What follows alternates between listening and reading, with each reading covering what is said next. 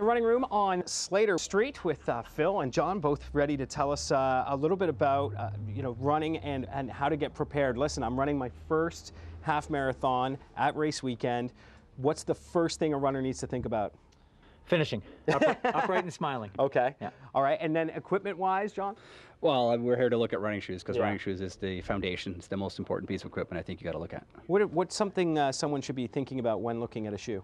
The best fit for their foot. Okay. Not name brand, not price, mainly making sure it's the proper fit for your foot. Some people have a wide 4-foot narrow heel. Some people have a very wide foot. Scott over there's got a 4E or 6E foot. Mm-hmm. So basically it's coming in, getting your feet looked at to see if it's, what kind of type of foot you have. We're not talking about just the metal, that metal measuring the size. Nope. We're talking about how you land. Yeah, how you strike, whether your arch collapses to a point, whether you've got strong arches, weak arches, etc., even to the point where whether you strike with your heel or whether some people you strike in the midfoot. So finding out what your foot does first and then finding out how it fits. And honestly, out of this 100 and something pair of shoes, there's probably only 3 or 4 that are actually going to be perfect for your foot. And then right at that point, it just comes down to which one fits best. Right. And so how much can wearing the right shoe change your running experience? Well, the big thing is injury prevention. That's what you really want to look at, and that's why one of the tips I like to give is bring your old running shoes in when you come in here, so that the guys that know their job, they can look at that, look at your wear pattern, and give you the best guidance.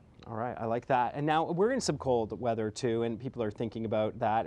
Some people shy away from cold weather. I know you, Phil, are someone who runs 365 days if you can. Yeah, well, not that much, but John can harken back to this when he was running competitively. I mean, he was out at 11 o'clock at night on the Rideau Canal with spikes on in the ice, running in minus 20 and 25 to get workouts in. So if you're a passionate runner and you're trying to get ready for a goal, the weather is basically you dress properly for it, you wear the right shoes. I've got Gore-Tex shoes on right now. So if it's slushy and rainy, they'll keep your feet dry, they'll keep the wind off them, and just it's more a matter of making it more, taking the distraction away from your equipment and letting you focus on every kilometer that you're doing.